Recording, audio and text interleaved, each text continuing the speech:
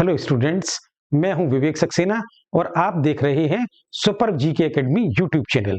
मेरे द्वारा weekly current affairs में ऐसे ही प्रश्नों को शामिल किया जाता है जिनके आगामी प्रतियोगी परीक्षाओं में पूछे जाने की संभावना बहुत अधिक रहती है।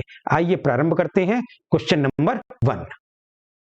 28 जनवरी 2021 को जारी भ्रष्टाचार अवधारणा सूचकांक 2020 करप्शन परसेप्शन इंडेक्स 2020 में भारत का कौन सा स्थान रहा है? ऑप्शन इस प्रकार हैं: 82वां, 84वां, 86वां और 91वां।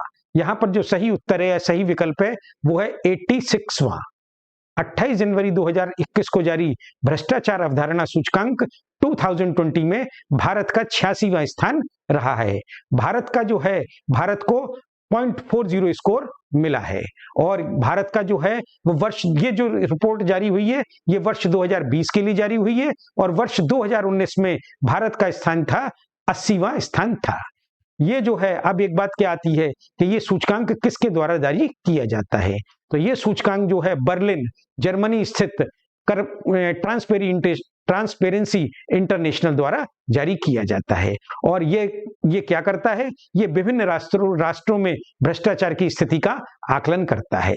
इस सूचकांक में शीर्ष स्थान जो है वो 2 देशों को प्राप्त हुआ है। उन 2 देशों के नाम हैं डेनमार्क और न्यूजीलैंड। डेनमार्क और न्यूजीलैंड संयुक्त रूप से पहले स्थान पर रहे हैं। लेकिन यहाँ पहले स्थान का मतलब क्या है? अगर शीर्ष स्थान प्राप्त किया है तो इसका मतलब ये नहीं है कि इन्होंने यहाँ पर सबसे ज्यादा भ्रष्टाचार है। जो शीर्ष स्थान है वो ये दिखाते हैं कि यहाँ साफ सुथरी सरकार है। जितना ऊपर बढ़ते जाएंगे रैंक में उतना वहां भ्रष्टाचार कम होता जाएगा और जितने नीचे जाते जाएंगे उतना भ्रष्टाचार ज्यादा मिलता जाएगा। अब आते हैं क्वेश्चन नंबर 2 पर।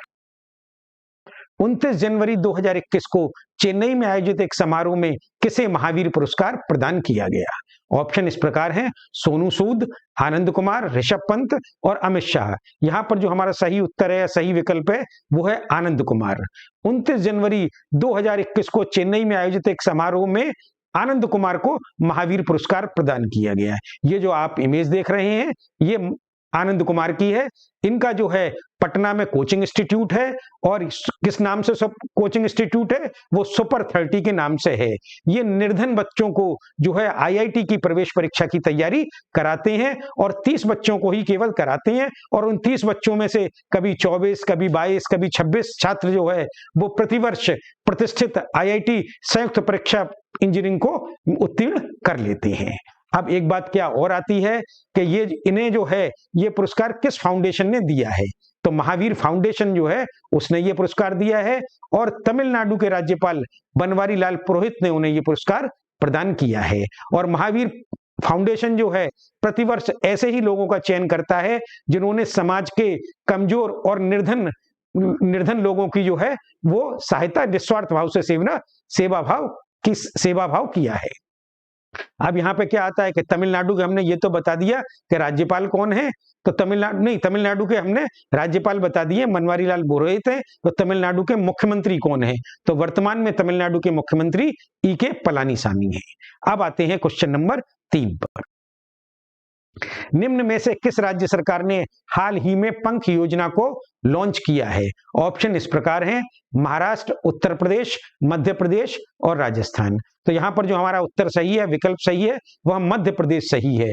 हाल ही में मध्य प्रदेश सरकार ने पंख योजना को लॉन्च किया है। अब एक बात आपको यह बता दें कि पंख का फुल फॉर्म क्या है। यहाँ पी से मतलब है प्रोटेक्शन, ए से अवेयरनेस, एन से न्यूट्रिशन, के से नॉलेज और एच से हेल्थ। तो बेटी, इस योजना को जो है बेटी बचाओ बेटी पढ़ाओ योजना के अंतर्गत लॉन्च किया गया है। अब मध्य प्रदेश से रिलेटेड और क्या क्या इंपॉर्टेंट फैक्ट हो सकते हैं? तो पहला तो यह है कि मध्य प्रदेश के वर्तमान में मुख्यमंत्री कौन है? तो वर्तमान में मध्य प्रदेश के मुख्यमंत्री जो हैं वो शिवराज सिंह चौहान हैं और वर्तमान में मध्य प्रदेश के जो राज्यपाल हैं वो आनंदीबेन पटेल हैं। मध्य प्रदेश से रिलेटेड इंपॉर्टेंट फैक्ट और क्या क्या है कि हाल ही में मध्य प्रदेश हाई कोर्ट के नए चीफ जस्टिस बने हैं। उन चीफ जस्टिस का नाम क्या है? मोहम्मद रफीक। मोहम्मद रफीक ने 3 जनवरी 2021 को मध्य प्रदेश उच्च न्यायालय के मुख्य न्यायाधीश पद की शपथ ली थी। हाल ही में तेंदुओं पर स्थिति रिपोर्ट भी, तेंदुओं की संख्या से संबंधित रिपोर्ट जारी की गई है। उसमें भी मध्य प्रदेश का देश में शीर्ष स्थान है, 3421। हाल ही में मध्य प्रदेश में गौ कैबिनेट का भी गठन किया गया है। और क्या क्या बात है, मध्य प्रदेश में जो है बाघ गणना रिपोर्ट में भी सबसे ज्यादा 526 जो है बाघ मध्य प्रदेश में पाए गए थे। और हाल ही में मध्य प्रदेश में राष्ट्रीय कवि प्रदीप सम्मान भी प्रदान किया गया है। ये सम्मान जो है वो 25 जनवरी 2021 को प्रदान किया गया। इसमें राष्ट्रीय कवि प्रदीप सम्मान वर्ष 2019 का जो है वो कोबर बेचन को दिया गया है, और वर्ष 2020 का जो है वो शिव ओम अंबर को दिया गया है। इस पुरस्कार के अंतर्गत जो है वो 2 लाख रुपए की राशि और एक प्रशस्ति पत्र प्रदान किया जाता है। अब आते हैं क्वेश्चन नंबर 4 पर। किस देश के पूर्व प्रधानमंत्री को वर्ष 2021 के पद्म विभूषण सम्मान से सम्मानित करने की घोषणा 25 जनवरी 2021 को की गई है? ऑप्शन इस प्रकार हैं, जापान, ब्राजील, इंडोनेशिया और श्रीलंका। तो यहां पर जो हमारा उत्तर सही है वह जापान सही है। जापान के पूर्व प्रधानमंत्री शिंजो अबे, इनकी आप इमेज देख रहे हैं, ये जापान के पूर्व प्रधानमंत्री है शिंजो अबे। इनको देश के दूसरे सर्वोच्च नागरिक सम्मान जो है पद्म विभूषण सम्मान से सम्मानित करने की घोषणा 25 जनवरी 2021 को की गई है। अब हमें एक बात यहाँ ये मालूम होनी चाहिए कि जापान के वर्तमान में प्रधानमंत्री कौन है। तो वर्तमान में जापान के प्रधानमंत्री जो हैं वो योशिहिडे सुगा हैं। अब आते हैं क्वेश्चन नंबर 5 पर। चीन की गलवान घाटी में शहीद हुए किस सैन्य अधिकारी को गणतंत्र दिवस समारोह 2021 में महावीर चक्र से सम्मानित किया गया है? ऑप्शन हमारे इस प्रकार हैं, कर्नल रमेश चंद्र, कर्नल विकास दुबे, कर्नल संतोष बाबू और कर्नल अर्जुन सिंह। तो यहां पर जो हमारा उत्तर सही है वो कर्नल संतोष बाबू। हाल ही में चीन की गलवान घाटी में भारत और चीन के सैनिकों के मध्य झड़प हुई थी और उसमें कर्नल संतोष बाबू जो है वो वीर गति को प्राप्त हुए थे। तो गणतंत्र दिवस समारोह में कर्नल संतोष बाबू को महावीर चक्र से सम्मानित किया गया है। अब आते हैं क्वेश्चन नंबर 6 पर। नेताजी बस टर्मिनल की आधारशिला हाल ही में किस शहर में रखी गई है? ऑप्शन इस प्रकार हैं, कोलकाता, कटक, दिल्ली और मुंबई। तो यहां पर जो हमारा उत्तर सही है वो है कटक। कटक जो है वो उड़ीसा राज्य में है और नेताजी बस टर्मिनल की आधारशिला हाल ही में कटक में रखी गई है।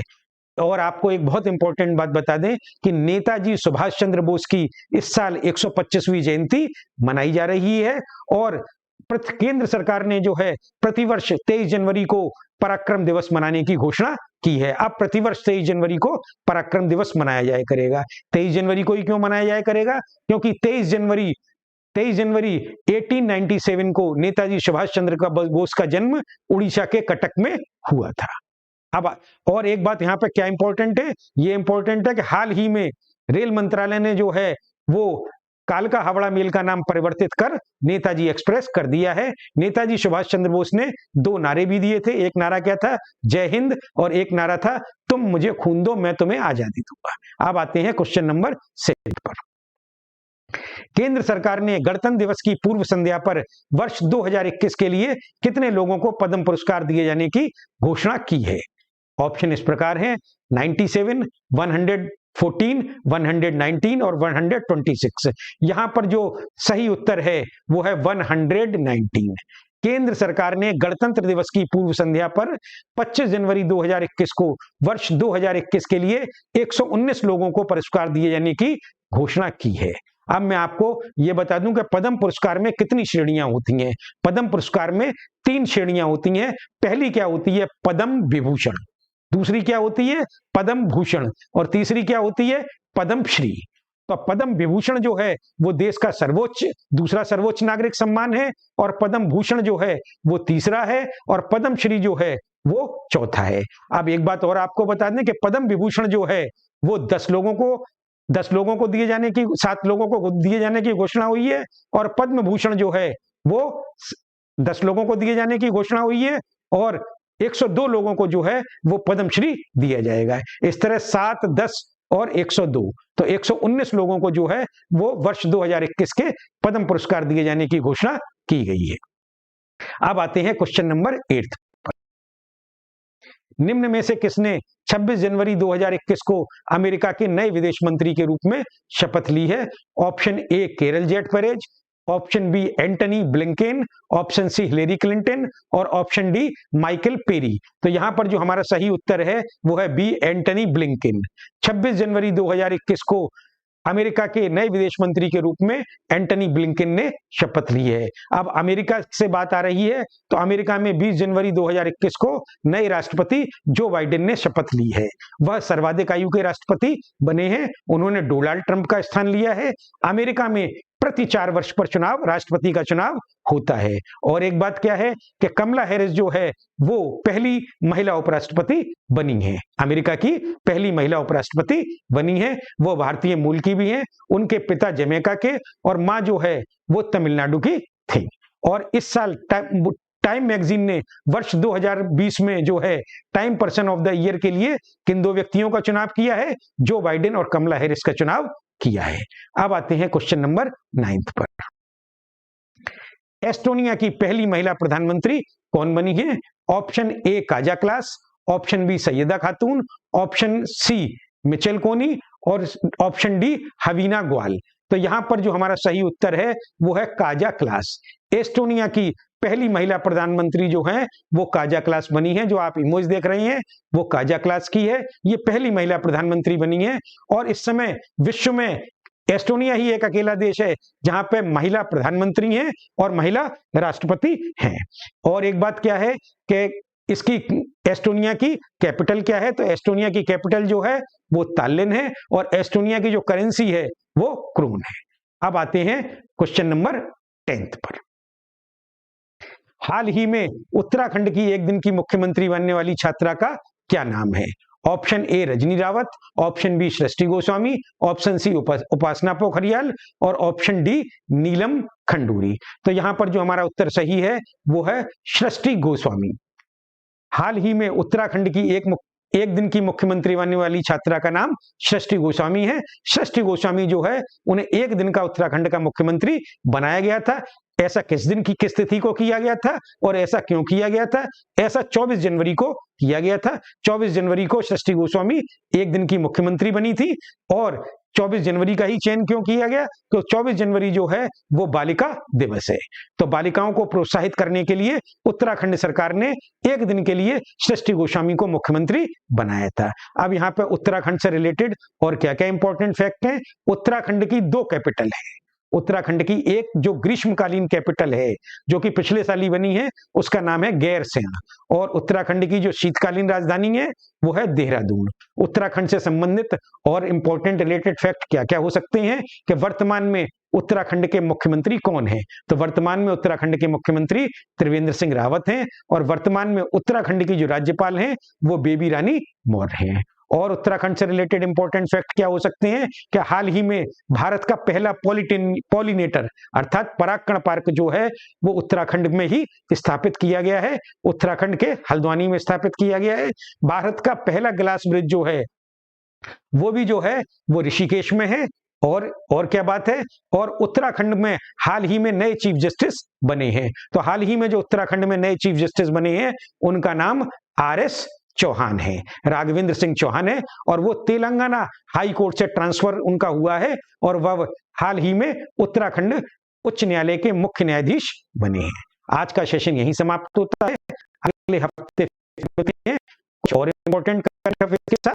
यदि आपको मेरी पसंद आया हो तो इसे सब्सक्राइब जरूर करें। धन्यवाद।